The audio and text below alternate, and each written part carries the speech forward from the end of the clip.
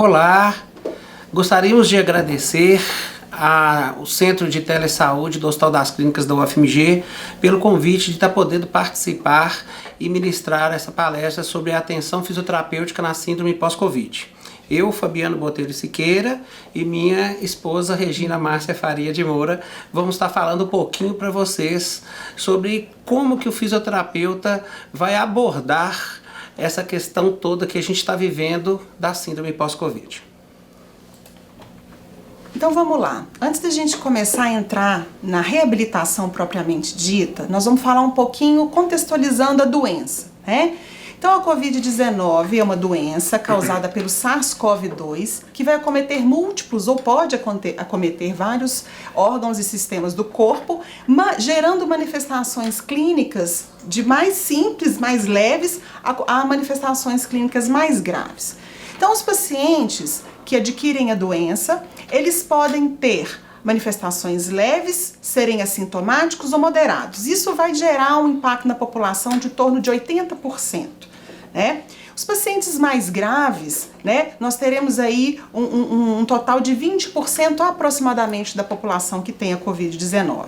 Dentro dessa população de pacientes graves, né, nós temos um público aí que vai merecer muito a nossa atenção, que gira em torno de 5 a 10%, que são os pacientes extremamente críticos, geralmente aqueles que vão desenvolver um comprometimento pulmonar grave e vão depender de internação prolongada em leitos de terapia intensiva.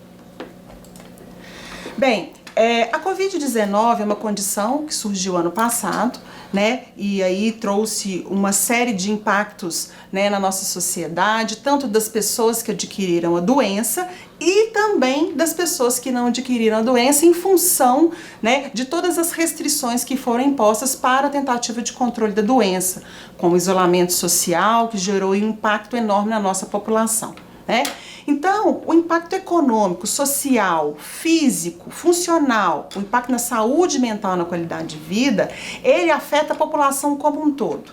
Mas quando a gente pensa na população com Covid-19, nós temos que considerar que esses impactos, eles podem acometer todos os pacientes, mesmo aqueles que tiveram a forma assintomática da doença, quando a gente pensa num contínuo da Covid-19, né, desde a fase aguda até as fases subsequentes. Bem, então esse gráfico ele vai ilustrar esse contínuo que eu acabei falando para vocês, né? Inicialmente na fase aguda da doença. Hoje em dia, alguns autores, né, nomeiam essas fases, né, como fase aguda, aquela fase que ela tem uma duração aproximadamente de 4 semanas, né? Após 4 semanas seria a fase pós-aguda, né? Então, dentro dessa fase pós-aguda, a gente tem aqueles pacientes que vão transitar aí das 5 semanas até 12 semanas, que seria a subaguda, e após as 12 semanas a 6 meses, os pacientes com as condições crônicas relacionadas ao pós-Covid, que aí caracterizaria aí essa fase, né, a síndrome pós-Covid. Tá? Então, a síndrome pós-Covid vão contemplar, né, essas condições que persistem, essas manifestações clínicas, sinais e sintomas relacionados à Covid-19 que vão persistir, né, após o período da fase aguda, sobretudo aqueles pacientes que terão um impacto maior após as 12 semanas da doença. A Covid-19, por ser uma condição ainda em investigação, e vários trabalhos têm mostrado, evidenciado aí os motivos e os mecanismos fisiopatológicos associados à geração dessas manifestações clínicas e a persistência dessas manifestações clínicas ao longo do tempo, mas uma das possíveis explicações para todas essas alterações estão associadas à toxicidade viral direta, né? Aquele efeito que o vírus, que o SARS-CoV-2 gera no organismo, gerando um importante dano celular. Há uma provável desregulação do sistema imunológico que persiste muitas vezes além da fase aguda. Então o SARS-CoV-2 ele gera na fase aguda um processo, né, uma tempestade de citocinas, ele gera uma tempestade de citocinas, e esse processo inflamatório ele persiste em alguns casos para além das 4 semanas, né? E esses danos causados pelo processo inflamatório, né, os danos endoteliais, os danos celulares, né, as lesões microvasculares que estão presentes, eles tendem a persistir, mesmo que seja em menor intensidade, né? Então, além desses mecanismos, nós temos aí um aumento da coagulação, que esse mecanismo também ele pode persistir após a fase aguda, e associado a essas hipóteses que nós temos hoje sobre os mecanismos que geram algumas condições e a persistência dos sintomas, nós temos a síndrome pós-terapia intensiva, principalmente quando nós pensamos naqueles pacientes mais críticos que necessitam de uma internação hospitalar prolongada em leito de terapia intensiva, né? E essa internação prolongada, o fato desse paciente utilizar uma série de drogas, né, estar em ventilação mecânica, isso vai gerar, né, além de todas essas alterações, a isquemia e lesão microvascular, alterações metabólicas e o imobilismo com uma série de sequelas relacionadas à sarcopenia e outras alterações. Bem, então essa imagem ela retrata bem, né, a condição que esse indivíduo pode vir a desenvolver após a fase aguda da doença. Então nós temos manifestações desde alterações do sistema nervoso central, né? Pacientes que tiveram um acidente vascular encefálico, pacientes que tiveram alterações não só do sistema nervoso central, mas alterações neurológicas, né, presentes também, pacientes que tiveram perda de olfato, paladar. Muitos pacientes persistem com essas alterações após as 4 semanas, né, e a gente ainda não sabe ao certo por quanto tempo essas alterações podem permanecer. A gente sabe das manifestações cardiovasculares e pacientes que persistem com essas alterações. A miocardite é um exemplo, né, de pacientes que desenvolvem miocardite durante a fase aguda e persistem com alterações na fase subaguda e crônica da doença. As alterações pulmonares, né, o surgimento aí da fibrose pulmonar e uma série de alterações relacionadas à perfusão, alterações renais, hematológicas, as manifestações psicossociais que estão entre as mais relevantes e as mais descritas na literatura decorrentes e aí no processo de reabilitação e pós-Covid, né, e as alterações gastrointestinais. Então, a síndrome pós-Covid, ela pode contemplar todas essas alterações e ela pode se agravar ainda quando eu tenho um paciente que teve a forma grave da doença e que necessitou de uma internação hospitalar prolongada. Então, é só para ressaltar aqui as alterações psicossociais, né? Os registros da literatura nos apontam que a ansiedade, a depressão, desordens do pânico, distúrbios do sono, a fadiga crônica, né? As alterações relacionadas à dor, né? Esses pacientes têm um impacto extremamente negativo na sua qualidade de vida, no retorno às atividades laborais, na relação com seus familiares. Então, o impacto das desordens psicossociais é algo extremamente relevante também que contribui para o prejuízo da qualidade de vida desses pacientes. Bem, então falando dos sinais e sintomas desencadeados pela Covid, nós já falamos dos sintomas das manifestações físicas, cognitivas e mentais. Esse estudo, ele avaliou pacientes, esse estudo foi desenvolvido no hospital na Itália, com pacientes que tiveram alta hospitalar e eles acompanharam em média por 60 dias, aproximadamente aí 2 meses pós-alta hospitalar. É importante registrar a média dessa população, de idade dessa população em torno de 50 anos, né? E essa população, mesmo após 2 meses da Covid, da fase aguda, né, do diagnóstico da Covid-19, todos eles apresentavam pelo menos um sintoma relacionado à doença, né? Destacando aí a tosse persistente, a fadiga e a dispneia, associadas aí à fase aguda e também muito prevalentes após 2 meses do diagnóstico da doença, né? Bem, esse outro estudo, ele sinaliza para nós, começa a sinalizar para nós, né, o que nós podemos esperar daqui para frente. É importante registrar que tudo que nós temos de conhecimento hoje, né, do crescimento exponencial de produção científica nesse último ano, né, nós temos um já um volume grande de produção científica, mas muito do que a gente sabe hoje também usa como referencial, usa como base, né, os estudos pregressos, quando a gente teve a SARS em 2002, 2003 e a MERS. Então, todos os eventos e todo o acompanhamento dessa população na época, a gente tem como base, né, para investigar os desdobramentos que nós teremos daqui para frente na fase, né, na síndrome pós-Covid, vamos colocar assim, né? Então, esse estudo ele acompanhou 1.733 pacientes durante 6 meses pós o diagnóstico da Covid-19. Né? E aí o resultado desse estudo vem sustentar aquilo que eu venho falando com vocês. 76% dessa população, após 6 meses que foi investigada nesse estudo, ainda registravam, ainda relatavam pelo menos a permanência de um sintoma. Né? Sendo a fadiga e a fraqueza muscular o mais prevalente, com 63%, né? O prejuízo da qualidade do sono, algo também muito relatado pelos pacientes, e a ansiedade e depressão. Né? E o impacto, esse estudo mostra o impacto que todos esses sintomas que permanecem, né, após a fase aguda da doença, o impacto que isso traz para a vida do indivíduo de forma negativa. Bem, como a fraqueza muscular e a fadiga são os principais sintomas, é importante a gente compreender um pouquinho o que pode estar associado à questão do desenvolvimento da sarcopenia. Então, para a gente entender um pouquinho, né, na fase aguda da doença, muitos pacientes podem evoluir com alteração de paladar, do olfato, impactando diretamente aí no aporte calórico. Então, só o fato dele reduzir o aporte calórico, se esse paciente já tem um fator predisponente ou um grau de fragilidade, esse paciente já vai impactar na questão muscular, né? E associado a isso, a própria condição inflamatória, né? O aumento de interleucina 6, de TNF-alfa, de citocinas pró-inflamatórias circulantes, eu já gero um impacto negativo na musculatura. Associado a isso, quando o paciente passa por um período de restrição, de isolamento e passa a exercer menos atividades, eu já gero um impacto. E se esse paciente é hospitalizado e ainda vai depender de uso de bloqueadores neuromusculares, mais corticoides e todos aqueles medicamentos que vão afetar diretamente também a função muscular, eu gero mais efeito ainda. Então, a sarcopenia aguda nesses pacientes, ela está muito relacionada a todos esses fatores. Ela é multifatorial.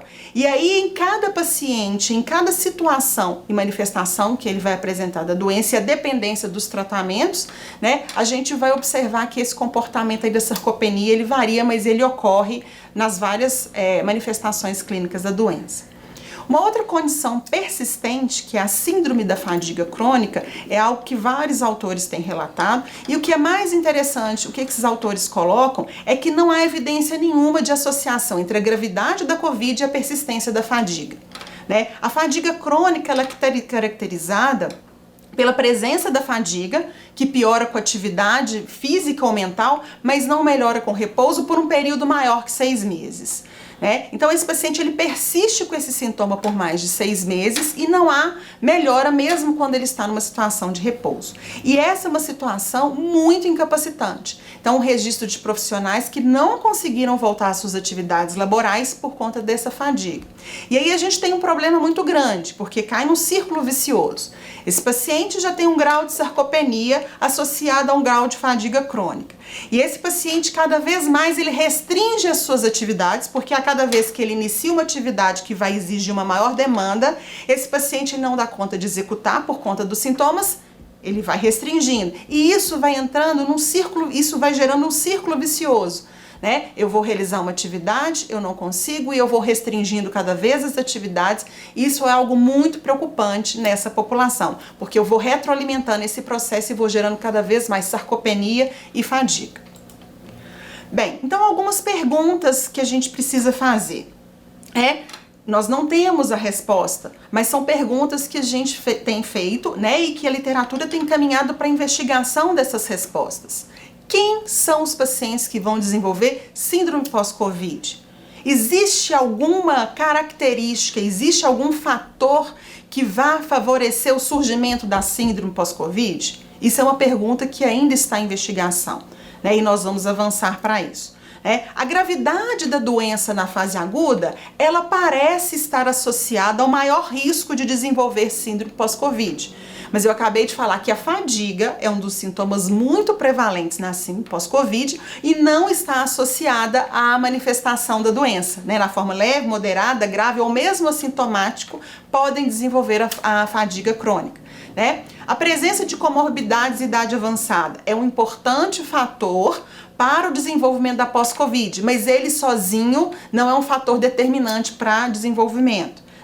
E aí a questão que eu falei, das alterações das funções musculares e cardiopulmonares, que se instalam, e com isso o paciente vai cada vez limitando mais a sua capacidade funcional e a capacidade que ele tem de realizar suas atividades, gerando aquele círculo vicioso, favorecendo a persistência desses sinais e sintomas por um período mais prolongado, impactando aí na qualidade de vida. Okay. Então, gente, quando a gente pensa numa condição de saúde como a da Covid-19, em que é uma doença inflamatória sistêmica que acomete vários órgãos, a gente pode pensar assim, pô, e agora, como que o fisioterapeuta vai abordar esta condição? Então, isso que a gente vai tentar discutir aqui um pouquinho no dia de hoje. Vale lembrar que o principal papel do fisioterapeuta não importa qual recurso ele usa. Ele pode estar usando exercícios para a melhora da performance muscular, exercícios de resistência cardiopulmonar, exercícios de flexibilidade, de mobilidade, controle neuromuscular. Qualquer seja o objetivo de um exercício proposto pelo fisioterapeuta, mas tudo tem que ser centrado na função. Na função essa que vai ser estabelecida nessa avaliação que nós vamos fazer com o indivíduo. Nem sempre, como a gente define uma função, aquilo que é importante para mim é importante para o meu paciente. Então, nós precisamos de descobrir quais são essas funções que esse paciente utiliza no seu dia a dia, dentro do seu contexto sociocultural, econômico, esportivo, e é aí que a gente vai poder pensar no que o fisioterapeuta pode atuar. Então, eu queria começar falando desse papel da função do fisioterapeuta, da função na atuação do fisioterapeuta. E para a gente pensar como fisioterapeuta, eu acho que vale fazer uma menção àquilo que a gente estuda desde a graduação, as etapas do processo fisioterapêutico. Então, o processo fisioterapêutico começa lá embaixo da pirâmide, com o chamado exame. O exame é uma parte da avaliação. O exame, na verdade, é a coleta de dados. E essa coleta de dados, a gente, quando aplica nos resultados desses exames um raciocínio clínico, a gente aplica ali uma experiência profissional, a gente consegue ter uma melhor decisão clínica para ser tomada, Então, a avaliação o exame é uma parte da avaliação do fisioterapeuta, e o próximo passo que o fisioterapeuta dá é, após a avaliação, ele traçar o diagnóstico fisioterapêutico. Então, nesse diagnóstico, ele vai poder listar todas as alterações que ele encontrou no paciente, e através desse diagnóstico, ele vai poder traçar o prognóstico e escolher o plano de tratamento. E assim ele vai poder dar a intervenção mais adequada para aquele paciente. Nós vamos dar alguns exemplos aqui, vou discutir um pouco disso daqui a pouco, um pouco mais. E vale lembrar que a qualquer momento desse processo fisioterapêutico, você pode reavaliar o paciente. Então você coletou os dados do paciente hoje, você avaliou esse paciente, traçou o diagnóstico, escolheu a conduta, está dando a intervenção. Em qualquer momento você tem e pode fazer essa reavaliação para perceber qual está sendo o caminho da sua proposta de tratamento. Outra coisa importante é que durante a intervenção e durante a sua avaliação, caso você tenha detectado alguma necessidade de interconsulta com outro colega de outra profissão ou com outros colegas fisioterapeutas, isso pode ser feito como mostrado na ilustração. O diagnóstico fisioterapêutico, né, que vai ocorrer depois que o fisioterapeuta fez a avaliação, ele deve ser baseado na classificação internacional de funcionalidades, né? E dessa forma o fisioterapeuta tem que tentar dar esse diagnóstico baseado tanto na estrutura e função do corpo, nas atividades executadas por esse paciente e na participação desse paciente no meio sociocultural dele, né? E então, pensando aqui nessa condição, né, a condição de saúde seria a Covid-19, né, dentro da nossa avaliação nós vamos ter que avaliar as alterações que esse paciente vai ter na estrutura e função do corpo, quais as tarefas, as atividades que ele deixou de fazer ou que ele está fazendo com alguma adaptação, e como que essa doença impactou na vida sociocultural e econômica e profissional deste paciente, né? Vale salientar também que fatores ambientais têm que ser considerados nesse diagnóstico fisioterapêutico. Vamos tentar dar um exemplo. Um paciente que mora no 4º andar de um prédio que não tem elevador e está com uma fraqueza extrema que não consegue andar. Então isso limita o transporte dele até a residência, isso limita a saída dele da residência, isso limita um tanto de outras funções dele, né, por causa do fator ambiental. Um pequeno exemplo.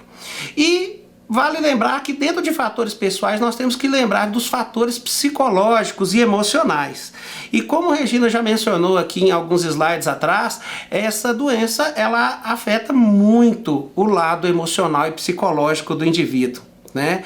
Então isso tudo tem que ser contemplado dentro do diagnóstico fisioterapêutico.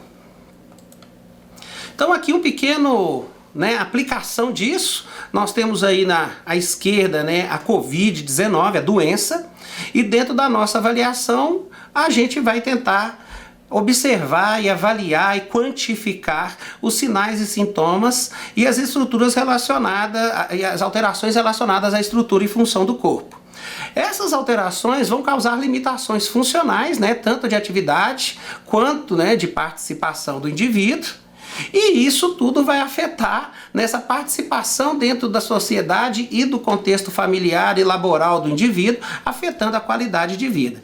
Então, esse é uma tentativa de dar um exemplo para vocês de como que é importante o fisioterapeuta. Nós não vamos fazer como já fizeram no passado, né, de ficar tratando só os fatores relacionados à estrutura e função. Temos que pensar nas alterações funcionais, no contexto das atividades e também na participação desse indivíduo no meio social, cultural e profissional dele. Então vamos agora discutir um pouquinho da avaliação fisioterapêutica. E nós tentamos resumir isso, daqui a pouquinho nós vamos apresentar para vocês de uma forma mais didática aqui. Mas antes de comentar isso, em janeiro deste ano, né, a JOSPT publicou um editorial e eu achei sensacional esse editorial. Porque nesse editorial os autores colocaram ali, né, uma série de fatores para que a gente possa refletir no contexto da nossa profissão. No texto ele mesmo cita que teve um colega que escreveu um livro que será o fim da fisioterapia, e nesse contexto será o fim da nossa profissão, é um negócio meio pesado para nós, né? Mas o que ele quis dizer é que se o fisioterapeuta continuar fazendo o que ele fazia no passado, de ficar tratando só as coisas relacionadas à estrutura e função, pode ser o fim da nossa profissão mesmo, né? E que com essa pandemia, o que aconteceu? Os profissionais da saúde, inclusive o fisioterapeuta, teve de mudar a direção da sua avaliação, a direção das suas condutas, teve de mudar. Isso tirou a gente daquela inércia, né? daquela estrutura onde a gente estava parado e consolidado ali, fazendo aquele único trabalho. Então, esses autores, né, eles colocam a seguinte proposta, né? Devemos usar essa condição da pandemia da Covid-19 de uma forma positiva, para que a gente possa reavaliar como avaliamos e como gerenciamos as condutas que nós vamos fazer para as doenças musculoesqueléticas dos nossos pacientes. Então, olha só, ele está cutucando a gente, cutucando os fisioterapeutas. Nós temos que melhorar a nossa avaliação, medir aquilo que realmente seja importante e também talvez quantificar melhor aquilo que a gente está avaliando. Não simplesmente olhar e falar, eu acho que está bom, porque o outro colega acha que está ruim. Então, esse achismo não pode existir mais. Nós temos que melhorar a nossa avaliação com medidas mais quantitativas e nós vamos mostrar isso em instantes.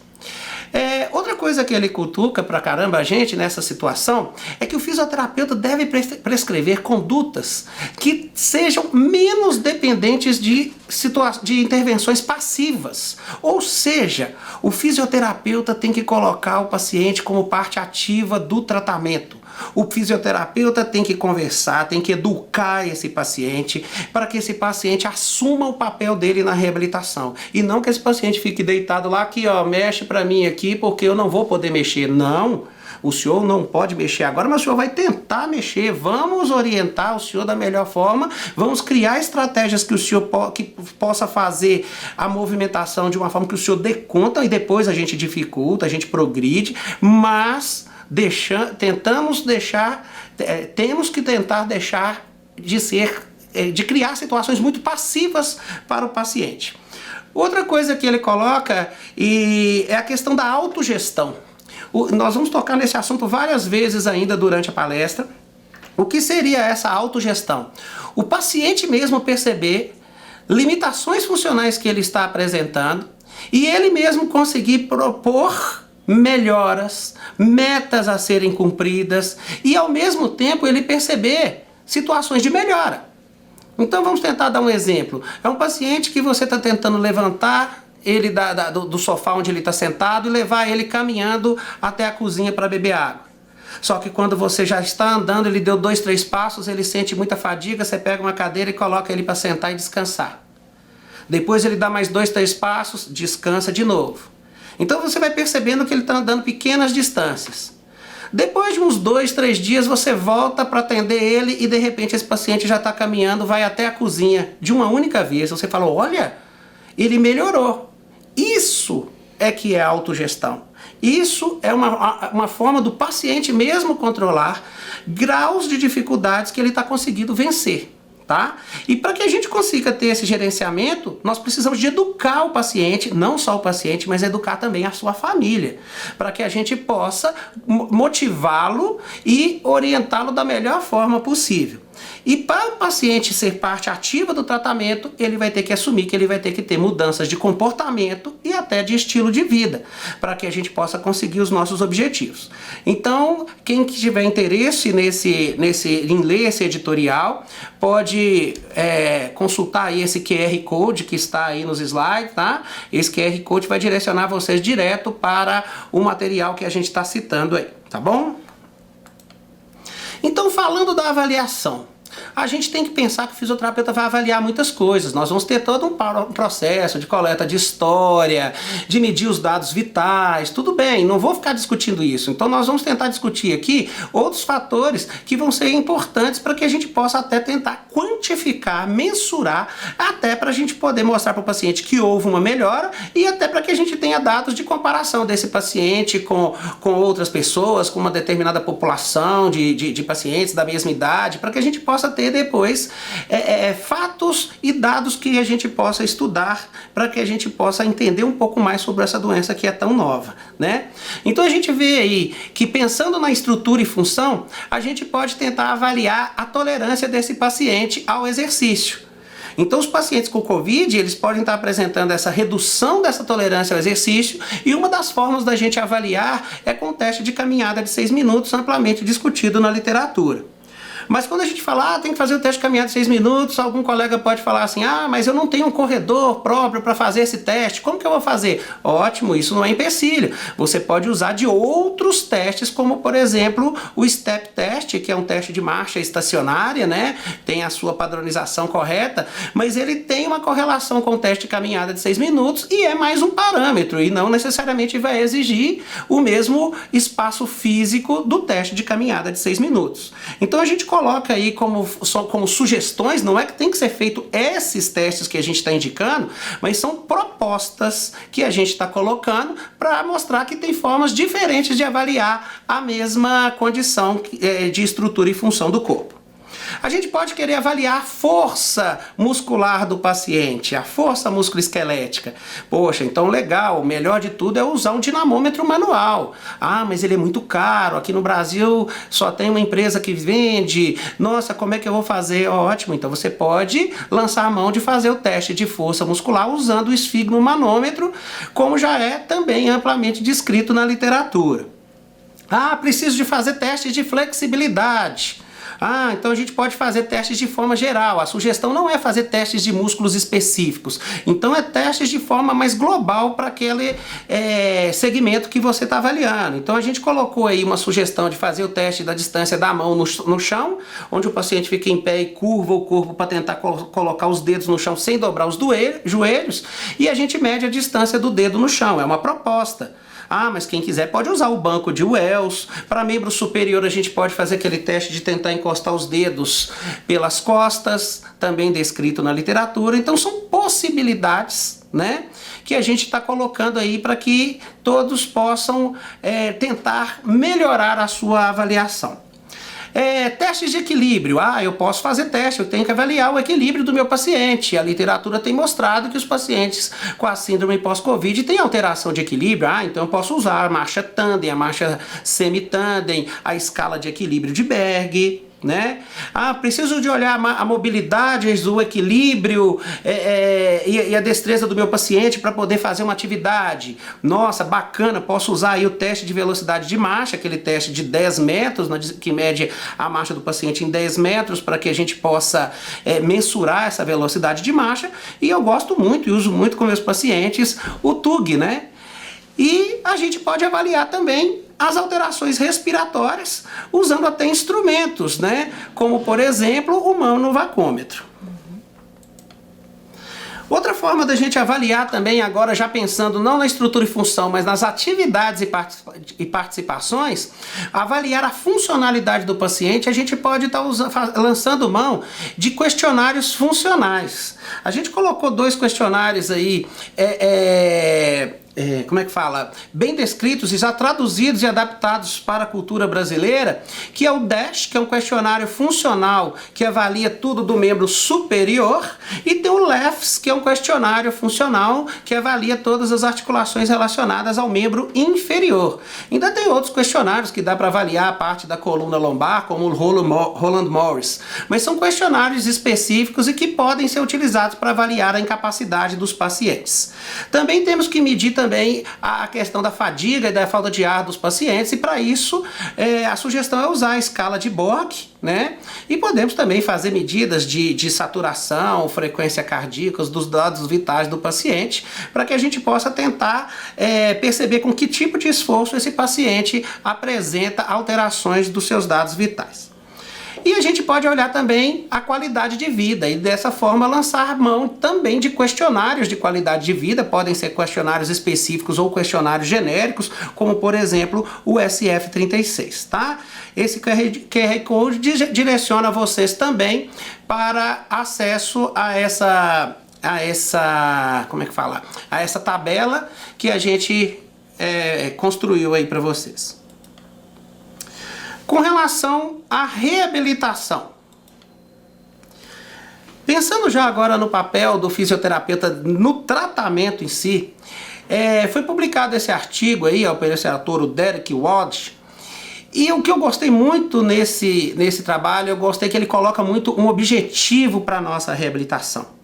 E é interessante que ele coloca que o objetivo da reabilitação é de melhorar a qualidade de vida do paciente. E para melhorar isso, nós temos que melhorar a integração social desse paciente e otimizar dele a independência nas atividades. Olha como é que está colocando um conceito de objetivo da reabilitação dentro daquilo que a gente já discutiu da CIF. Né? Onde já está entrando aí a qualidade de vida relacionada à parte de participação, as atividades, e olha só que coisa interessante, minimizando a dor e o sofrimento e otimizando a capacidade de se adaptar. Gente, eu adoro essa questão dessa palavra adaptar para o fisioterapeuta. Porque o que o fisioterapeuta faz no trabalho dele? Eu acho isso muito bacana, eu me empolgo com essa palavra adaptar-se, né? Porque tudo que a gente faz no nosso trabalho é de tentar criar uma adaptação nova àquela condição que o paciente tem.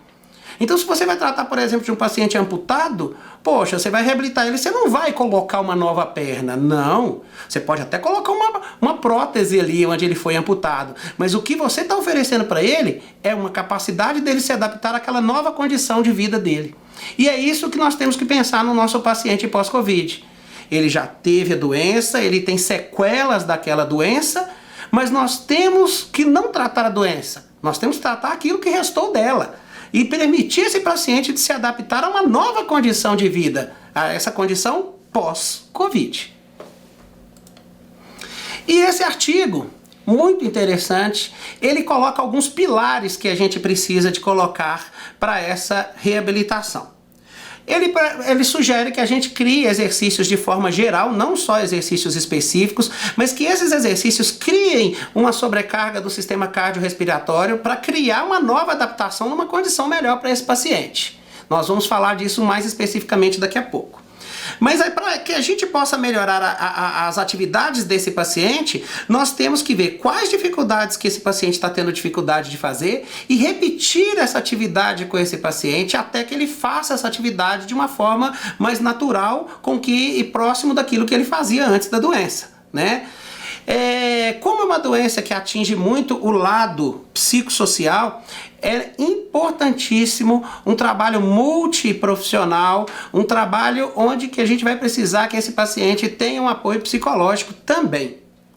E aí entra uma coisa que nós já comentamos lá atrás, a educação do paciente, a educação da família, com ênfase na autogestão, ou seja, nas percepções do paciente de atividades e tarefas e condições que ele mesmo perceba que ele melhorou, tá? E aí, para finalizar, eu gosto muito desse último item, né?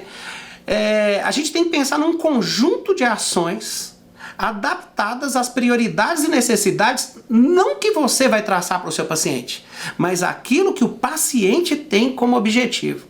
Então tem hora, gente, que a gente dentro de um trabalho profissional, principalmente o pessoal que às vezes a gente pensa no hospital, às vezes a gente fala assim, paciente, eu quero te colocar para andar, às vezes o paciente não quer andar, às vezes ele quer escrever. Então é importante na hora da avaliação você perguntar para o paciente o que ele está sentindo falta, o que ele gostaria de estar melhorando, para que a gente possa traçar expectativas de forma a ele ter uma melhora pensando naquilo que ele almeja de objetivo, tá?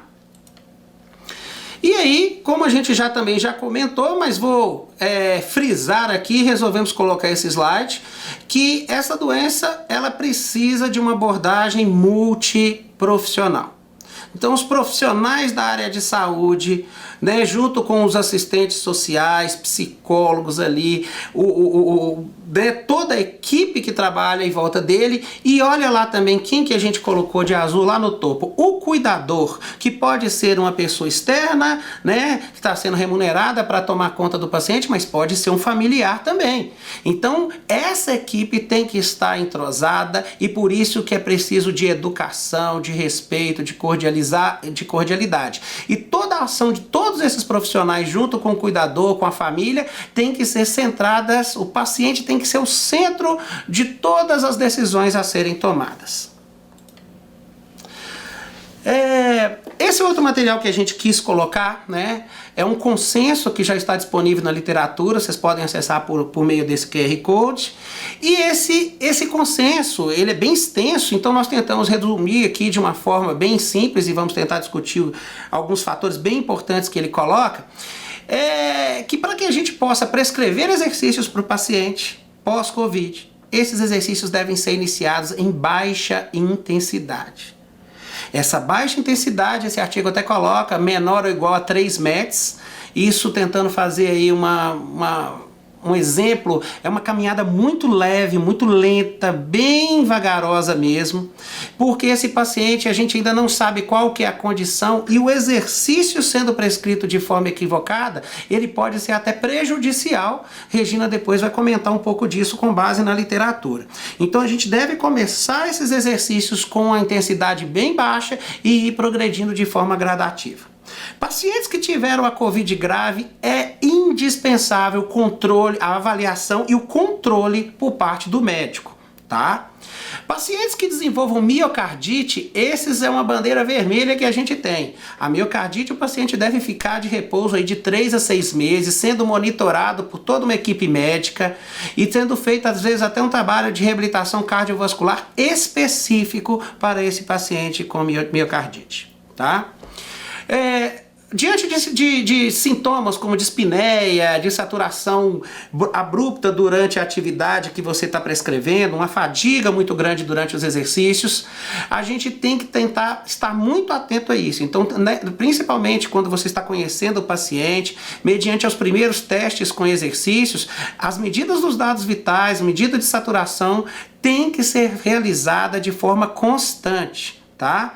Outro dia nós avaliamos um indivíduo que estava bem do ponto de vista em repouso, colocamos ele para caminhar, ele estava muito bem, enquanto ele estava caminhando a saturação estava ótima, aumentamos a velocidade, ele despencou a saturação e a gente ficou de cabelo em pé.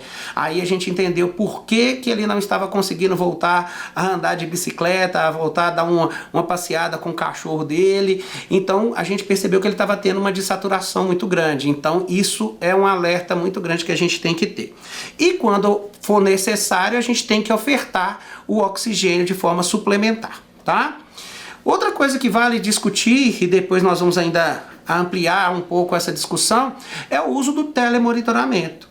Com a pandemia nós temos várias condições, e a gente vê isso muito até nas clínicas, escolas. Eu sou professor de estágio, professor universitário de estágio, então a gente vê que o telemonitoramento é um grande desafio que a gente está tendo, porque antes a gente nunca teve uma formação para isso. Então nós estamos aprendendo, né, todos, como diz, na marra, aprendendo juntos como fazer esse telemonitoramento, em que o nosso COFITO já liberou a atuação dessa forma de atendimento durante o período de pandemia, e a gente deve fazer uso desse telemonitoramento, e nós vamos discutir isso daqui a pouco um pouco mais.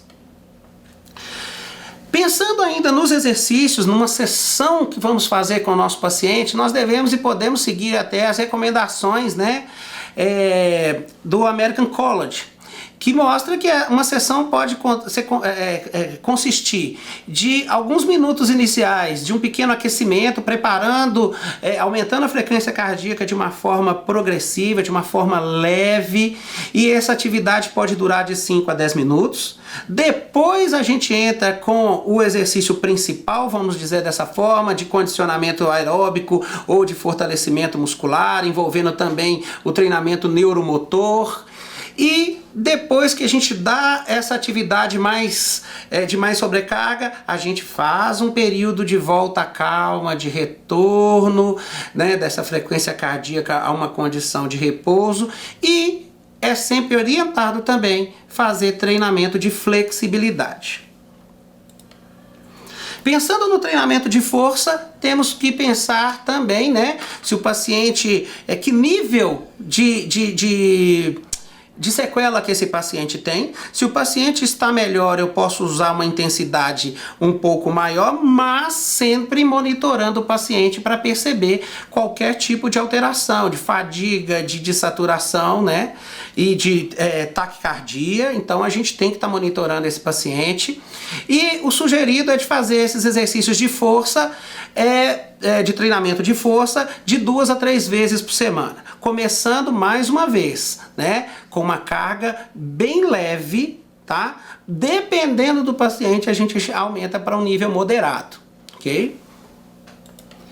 Aí os treinamentos de flexibilidade também é sugerido que sejam feitos de 2 a 3 vezes por semana. Qual técnica a gente vai escolher? Isso vai depender da sua avaliação. Podemos fazer o alongamento estático, um alongamento um pouco mais dinâmico, ou técnicas de FNP. Isso aí não cabe muito a discussão agora, mas que o treino de flexibilidade é importante para que a gente possa abordar os pacientes com as disfunções musculoesqueléticas. Também ser feito o treinamento de controle neuromuscular, e esse treinamento também ser feito de 2 a 3 vezes por semana, e a gente busca aí uma melhora da estabilidade articular, da coordenação dos movimentos, principalmente levando em consideração a musculatura que foi mais afetada, e o retorno do equilíbrio. Bem, então o Fabiano falou, né, da questão da reabilitação musculoesquelética e de como seria uma sessão de fisioterapia típica pensando no paciente COVID, né? É muito importante a gente estar atento a esses pacientes, a monitorização contínua, porque as respostas elas podem variar de acordo com a intensidade do exercício que esse paciente realiza, e a modulação dessa intensidade também vai ser diretamente influenciada por esses sintomas, né? Quando a gente pensa em reabilitação cardíaca, e principalmente naqueles pacientes que tiveram algum acometimento cardíaco decorrente da Covid-19, né, esse estudo traz umas informações muito interessantes. O que ele fala para nós? Nós não temos ainda, né, uma prescrição precisa, né, para esse paciente com síndrome pós-Covid. O que nós podemos fazer? Qual que é a dosagem? Porque o exercício é como se fosse um medicamento, né? A gente usa um medicamento biológico, uma droga biológica, né? Se você oferece a dosagem correta, você traz benefícios. Se você oferece uma dosagem uma dosagem aquém do que ele necessita, ele não tem benefício nenhum. E se você oferece uma superdosagem, você pode gerar efeitos deletérios. Então, quando a gente pensa no exercício como uma droga biológica, é muito importante a gente saber que a gente ainda está tateando na questão qual a dosagem ideal para que a gente possa tratar esses pacientes com síndrome pós-Covid. Desculpa. Então, o que a Covid gera? Ela gera um processo inflamatório, ela gera uma resposta inflamatória importante e sistêmica, gera disfunção endotelial, né? E aí, o que acontece? O exercício, quando eu falo de droga biológica, ele vem justamente, né, tratar dessas questões, dessa catarse inflamatória, né? Então a gente sabe que o exercício numa dosagem adequada, ele pode reduzir, ele tem um efeito antioxidante sistêmico, ele afeta essa modulação do estado inflamatório e ele vai interferir diretamente na modulação da disfunção endotelial. Então o exercício entra com uma proposta que vai ajudar, inclusive, no controle dessa catarse inflamatória que pode persistir, né, após a fase aguda, aí na questão da síndrome pós-Covid, tá? Então, no paciente que tem um acometimento cardiovascular decorrente da Covid-19, a gente pode propor intervenções, como o Fabiano já mencionou, uma sessão típica de reabilitação cardiovascular, né? É importante que esses pacientes passem inicialmente por uma avaliação médica, como o Fabiano já mencionou, né? E, se possível, que ele realize um teste ergométrico para que a gente possa precisar, né, a frequência cardíaca de treino adequada para esse indivíduo com maior segurança. Então, uma sessão típica de treino, ela deve incluir exercícios aeróbicos, exercícios que vão durar aí em torno de 20 minutos, numa intensidade inicial leve a moderada, que vai sendo progressivamente aumentada, né, de acordo com a evolução e a progressão desse paciente, 3 a 5 vezes por semana. Né? Então aí a gente pode trabalhar outros tipos de treinamento, treino intervalado, e isso vai variar de acordo com o perfil e das sequelas que esse paciente vai apresentar. E incluir nesse processo de reabilitação cardíaca o treino de força, né? E aí 8 a 12 repetições, muito importante nesses pacientes, esses pacientes pelo grau de fadiga e pelo grau de dispneia ou mesmo de saturação, é muito importante que a gente, durante o esforço, avalie, monitorize e, se for necessário, permita que esse indivíduo faça períodos de intervalo para repouso, para que ele recobre e depois ele retorne a fazer as atividades. Esses pacientes, muitas das vezes, a gente tem que trabalhar com esses intervalos de repouso para que a gente consiga manter o período de treinamento exigido, o período mínimo de treinamento exigido para a gente obter alguma resposta. Pensando na reabilitação pulmonar pós-Covid, a gente já tem também alguns direcionamentos, vários trabalhos mostrando, né, os efeitos da reabilitação pulmonar, que envolve também o treino aeróbico, da mesma forma, né, 3 a 5 sessões por semana, e essa intensidade graduada também conforme a progressão e a limitação desse paciente.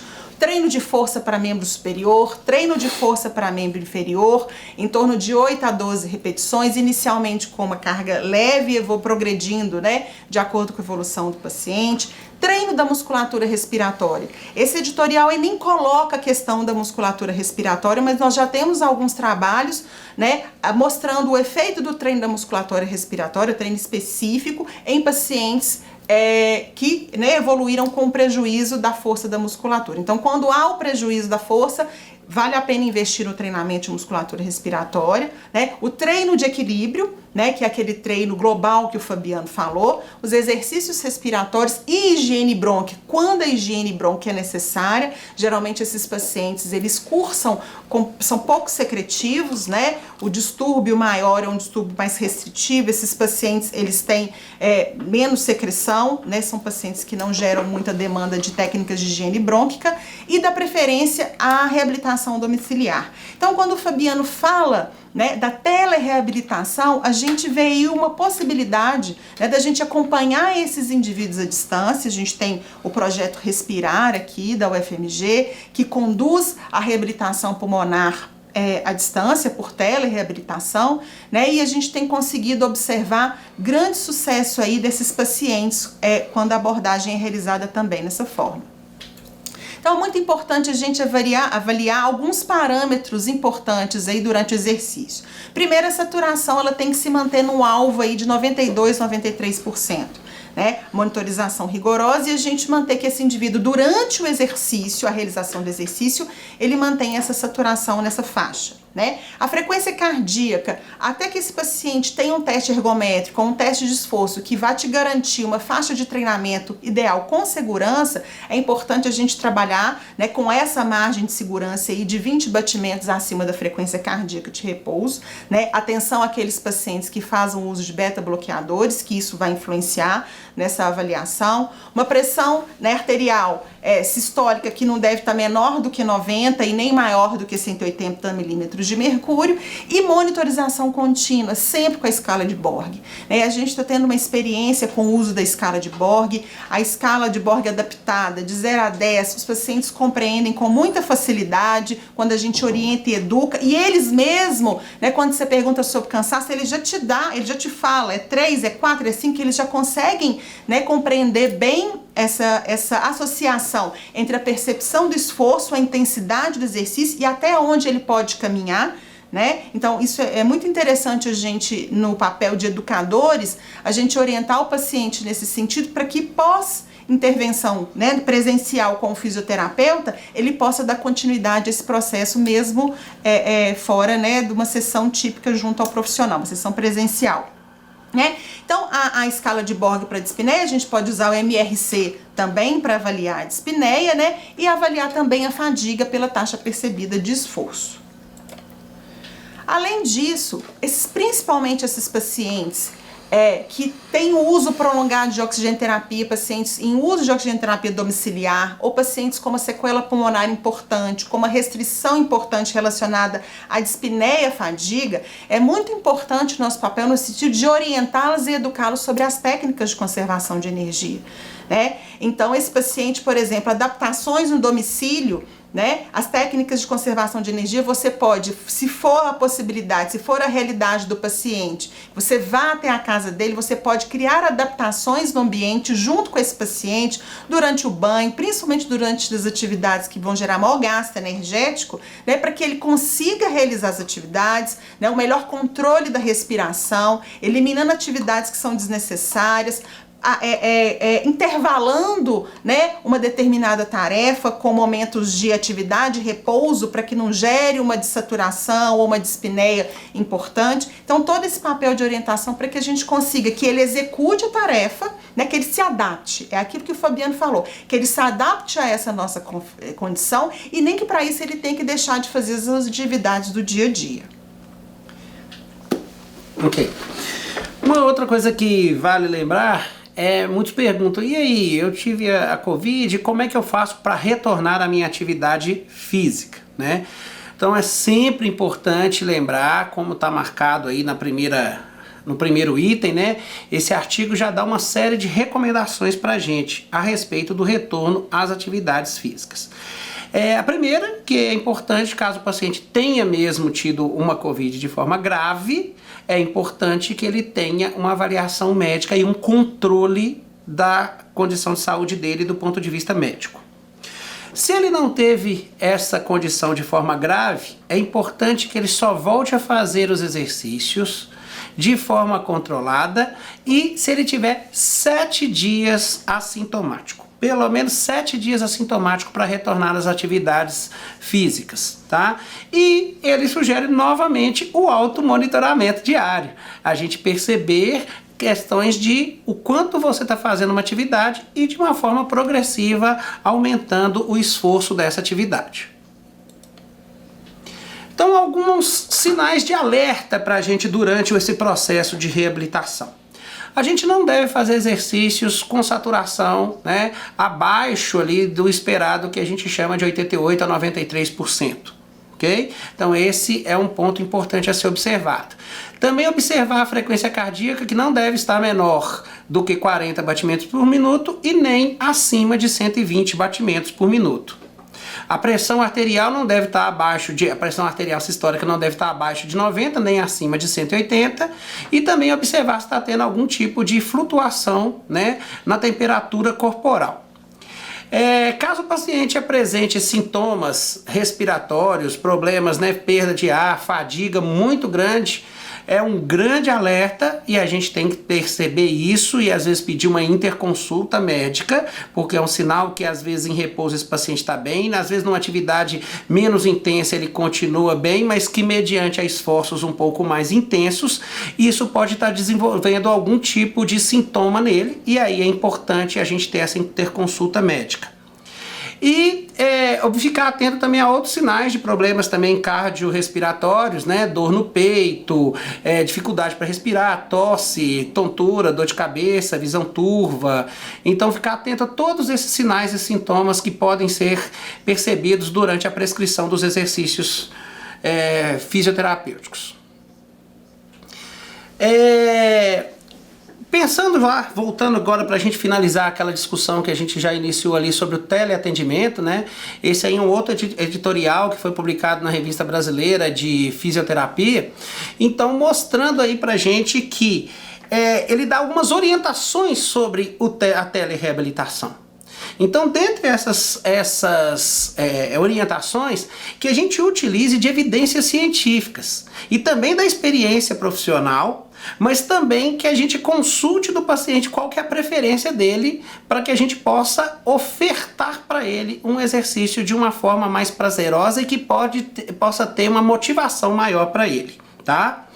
Outra coisa que é sugerido é que a gente pode fazer a mescla, né? A gente pode usar de estratégias síncronas ou assíncronas e que também mesclar essas duas estratégias também tem efeito importante nos pacientes com disfunções musculoesqueléticas.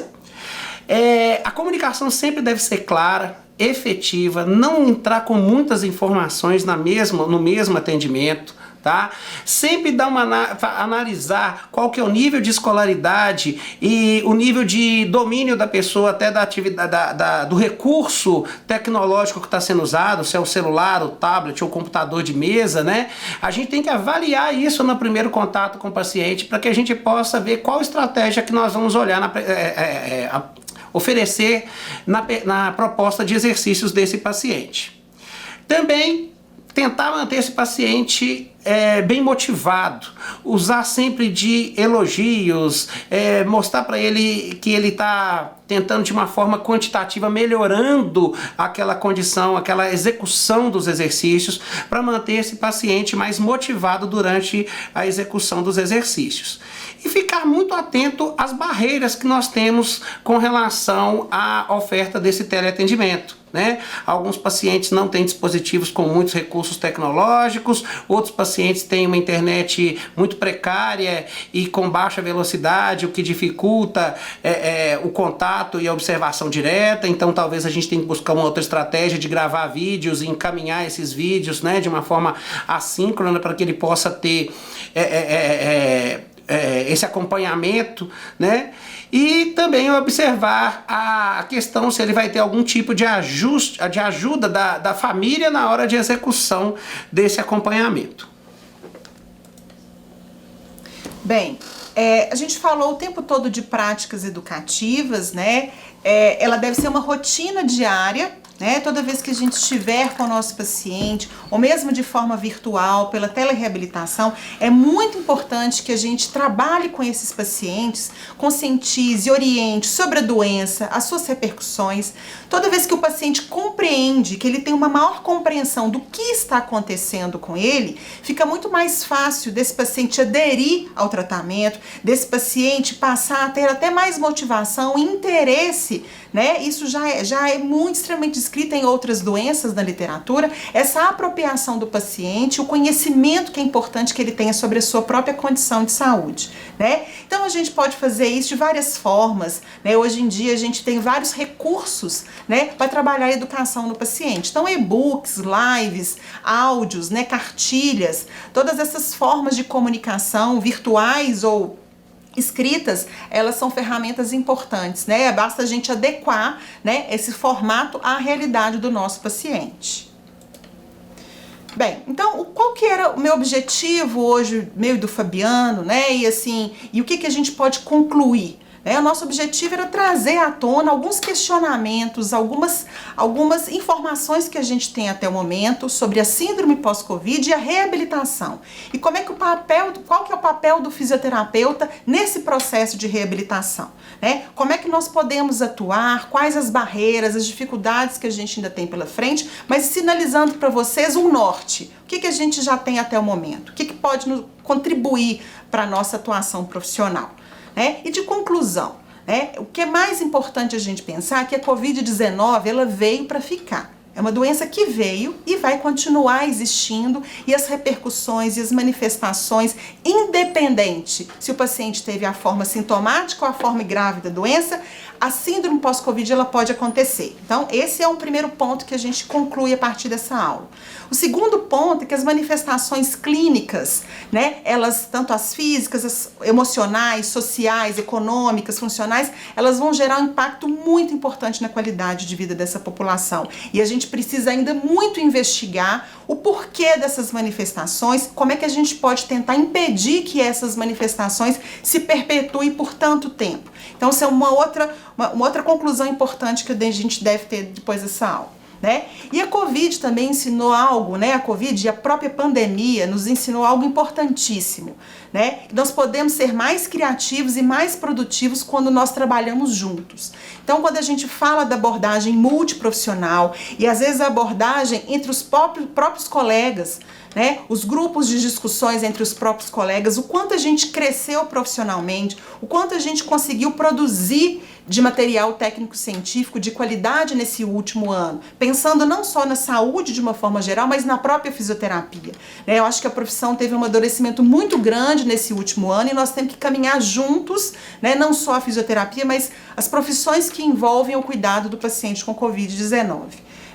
Outro ponto importante é que a avaliação e o tratamento, eles têm que ser individualizados. Então, a avaliação desse paciente, ela vai ser fundamental e norteadora para as condutas e qual a intensidade, a dosagem desse exercício e o tipo de exercício que eu vou prescrever para esse paciente. Qual o material que eu vou utilizar na educação, qual a forma de abordar, é telereabilitação, é presencial, é forma síncrona, assim, como como que eu vou abordar? Então a avaliação ela vai ser o marco no momento em que você aborda esse paciente para definir todo o processo terapêutico. Lembrando que o Fabiano falou, durante todo o processo esse paciente ele vai ser constantemente reavaliado e novas estratégias podem surgir diante das reavaliações constantes durante o tratamento, né? E aí, para finalizar, é muito importante que a gente aprenda, né, que a gente vá além, que a gente inove, né, que a gente proponha novas soluções diante da pandemia para conseguirmos acessar o nosso paciente, para que a gente consiga oferecer para ele tratamento baseado nas melhores evidências disponíveis e para isso é importante que a gente se mantenha atualizado constantemente. Então aí, queria deixar para vocês um grande abraço e eu quis finalizar essa palestra colocando aí essa foto. Essa foto ganhou um prêmio numa agência de fotografia mundial, né? Foi feita por esse fotógrafo Mads Nielsen. E ele veio aqui no Brasil para fotografar, né, o impacto da pandemia e ele foi num asilo e viu essa senhorinha. A cuidadora desse asilo, ela criou ali com um plástico uma separação entre ela e a idosa, que foi uma forma de tentar dar um abraço, né? Coisa que a gente, quase todo mundo tá aí bem carente dessa condição. Então queria deixar um grande abraço para vocês e segue aí os nossos contatos de e-mail e rede social para que vocês possam, quem quiser tirar algum tipo de dúvida e entrar em contato, pedir algum tipo de material para que a gente possa entrar em contato com vocês. Muito obrigado, fiquem com Deus. Obrigada, um abraço.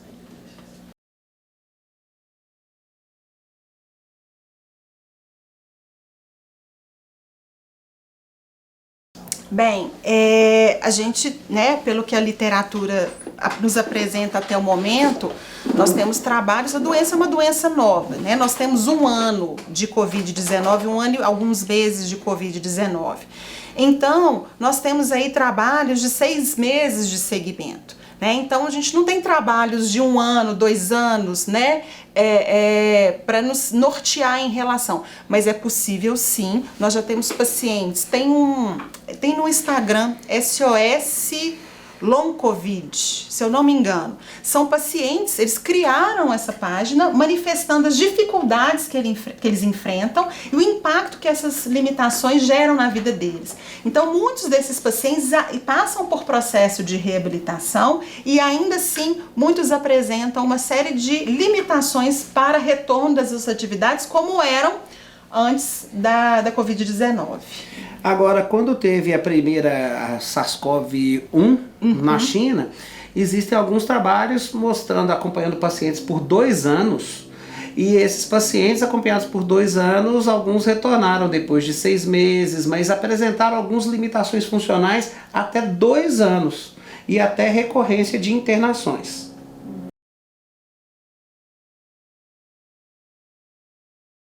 A área de reabilitação. Como é uma doença, como diz, que acomete vários órgãos, várias sequelas de forma diferentes, manifestações diferentes, não tem jeito de você ser um fisioterapeuta especialista em Covid. Porque as manifestações podem ser no sistema musculoesquelético, neurológico, gastrointestinal, hematológico, vascular, cardio, pneumo. Então você tem que acabar adotando uma forma mais generalista, porque os acometimentos são multifatoriais, né? Complementando aqui, eu acho que tem uma questão importante para a gente pensar também. Por exemplo, em Belo Horizonte, nós temos um serviço que presta teleatendimento, reabilitação pulmonar. Um grande hospital, a Rede Sara, ela oferece reabilitação de pacientes com alterações neurológicas e motoras decorrentes da Covid-19.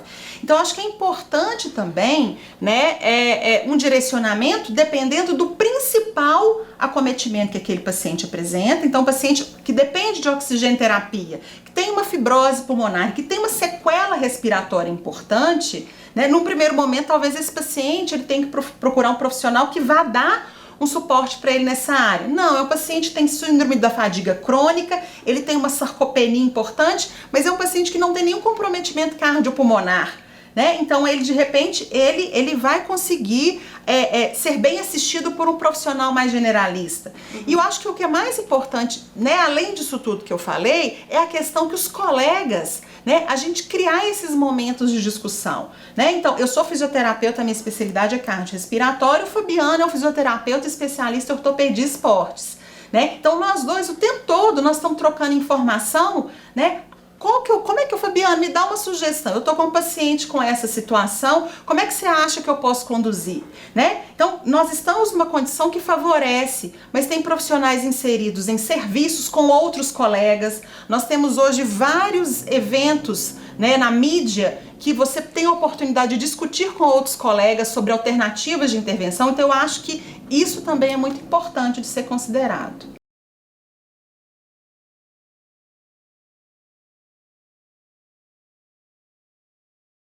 Sim, em Belo Horizonte, o que nós temos hoje? A gente tem o Hospital da Rede Sara, que atende pacientes com sequela. O próprio paciente ele pode fazer o cadastro no site da Rede Sara, tá? Então são pacientes, a Rede Sara ela tem algumas questões, mas estão todas muito descritas lá, voltada mais para o paciente com acometimento neurológico e motor.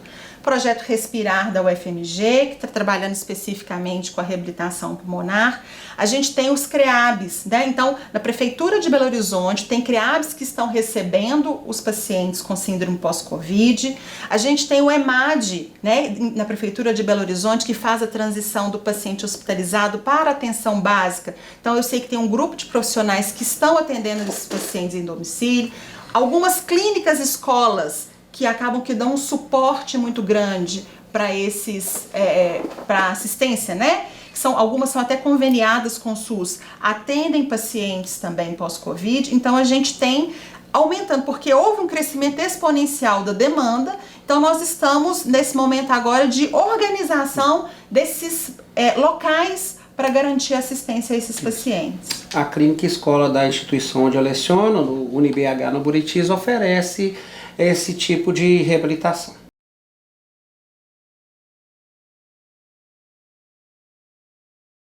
Então vamos lá, é uma pergunta não muito fácil de responder, né? Mas a gente tem na atenção primária grupos específicos. Então tem tem o projeto Hiperdim, então tem o grupo de pacientes hipertensos, diabéticos, eu tenho o grupo atenção à saúde da população idosa, eu tenho grupos específicos. Talvez, né, a gente tenha a possibilidade de pensar num grupo, né? Então eu tenho pacientes com sequelas pós-Covid, com sequelas que elas podem ser abordadas de uma forma, né, da mesma forma que eu trabalho no Hiperdim, eu posso trabalhar num grupo pós-Covid, atentando algumas especificidades, mas esse paciente, uma vez, né, mantendo uma estabilidade clínica que permita a participação e integração desses grupos, eu acho que talvez é uma sugestão aqui que pode vir a acontecer na atenção primária.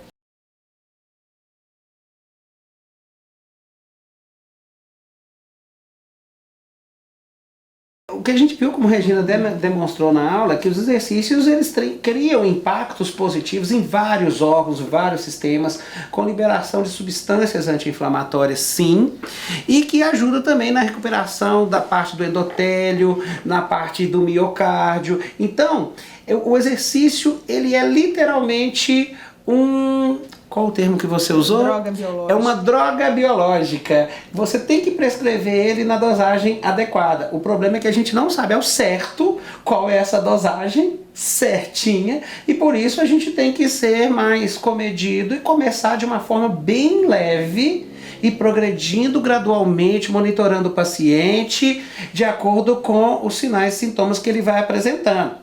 Mas uma coisa a gente também sabe, e esse artigo que Regina citou ali, ele comenta muito isso, é que o exercício, ele sendo feito de uma forma mais leve, ele pode não dar o efeito desejado, tá? O ideal era ser feito daquela forma adequada, que a gente não sabe ainda quanto é para aquele tipo de paciente. A gente tem que ir achando essa forma. Mas o exercício prescrito a mais, ele é deletério. Então, o esforço a mais, a sobrecarga intensa colocada nesse paciente pode piorar os critérios. Então, daí vem a questão de segurança, da gente começar de uma forma mais leve. É o que a gente estava conversando ontem. Todas as recomendações, se a gente for olhar os consensos, as recomendações, todos eles intensidade leve na fase inicial, né? Então, essas recomendações, até que a gente consiga identificar melhor a resposta que esse paciente vai ter, porque aquele artigo que a gente apresentou falando da reabilitação cardíaca, a hipótese é de que o efeito cardioprotetor, o efeito na redução do estresse oxidativo, inflamatório, que a gente observa, né, no idoso, por exemplo, quando a gente pensa na sarcopenia, no paciente cardiopata, a gente imagina que isso também vai acontecer, mas isso é algo que nós temos que avaliar. Tem até um estudo chinês que fez, né, que avaliou, houve um impacto na questão da questão da redução de interleucinas 6, TNF-alfa, mas é algo que a gente ainda está aprendendo, a gente aprende com a doença. Né? A gente está aprendendo com a doença. Então, acho que a gente tem que ter prudência. Eu acho que a palavra é prudência. Né? Tem um desses estudos, ele fala que mesmo pacientes que passaram por um processo de reabilitação pós-Covid, ainda permaneceram com a questão relacionada à fadiga. E essa questão não estava relacionada à dosagem de citocinas pró-inflamatórias no sangue. Então, olha como é que as coisas são. E aí eles vão ampliando as discussões para que as vias com que essas alterações ocorrem, elas são vias multissistema. Então, não é aquela via, às vezes, que a gente imagina que seja a via causadora, desencadeadora do sinal e sintoma. Existem outras vias, ou às vezes várias vias associadas que podem estar contribuindo. Então é tudo algo muito novo e eu acho que a prudência ao trabalhar com esses pacientes, ela é fundamental para a gente garantir que ao invés de você estar gerando benefício, você esteja gerando um prejuízo para esse paciente, você aumentando ainda mais essa resposta inflamatória e desencadeando a médio e longo prazo uma perpetuação de um sintoma que já existe. Vale lembrar também que alguns pacientes têm a Covid de forma muito leve ou às vezes até de forma assintomática e manifesta sequelas depois.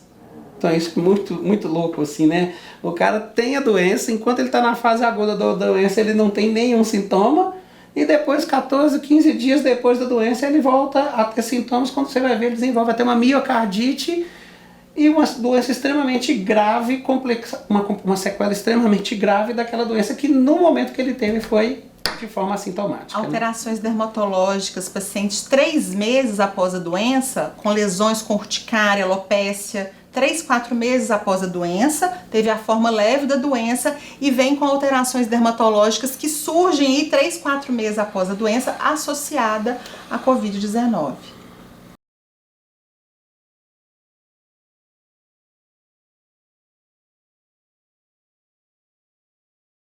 Aí tem várias questões. Primeiro, a gente precisa de incentivo, a gente precisa de dinheiro para fazer pesquisa. Então, eu acho que se a gente pensar em barreiras e desafios, eu acho que isso é um dos grandes desafios, né? A gente precisa de incentivo. E no momento que nós estamos, esses incentivos, muitas vezes, eles são escassos. Então, eu acho que isso é uma dificuldade. Competência técnica, capacidade para realizar, temos excelentes centros de pesquisa no Brasil que têm total condição de desenvolverem trabalhos maravilhosos e que vão contribuir grandemente no crescimento desse corpo, né? Dessas questões científicas relacionadas. Técnica e intelectual, sim, né? Sim. Então, eu acho que a gente tem condições do ponto de vista humano, material humano, se eu posso falar assim. Mas a gente depende não só de competência profissional, a gente depende de outras variáveis também. Isso. E essas outras variáveis, principalmente no que diz respeito a financiamento de pesquisa, a gente esbarra às vezes em algumas dificuldades. E não só no financiamento das pesquisas propriamente ditas, mas também de locais que ofereçam esse tipo de reabilitação para que as pessoas possam procurar a reabilitação. Porque nas conversas que nós temos com colegas, e às vezes colegas do interior, colegas de outro estado, as pessoas às vezes estão saindo de situações moderadas a graves e não sabem que tem que ter um acompanhamento fisioterapêutico, um acompanhamento dessas sequelas. Se elas não sabem, elas não vão procurar o setor. Então o ideal é que essas pessoas estivessem já saindo dos hospitais, dos centros de tratamento da parte aguda da doença, com um encaminhamento para um acompanhamento. Mas muitos estão saindo de lá com o relatório, com o acompanhamento, mas vai procurar aonde? Nem todos têm condições de pagar por um serviço particular, né? Então eu acho que essas coisas que nós vamos ter que desenvolver aí nos próximos meses, né?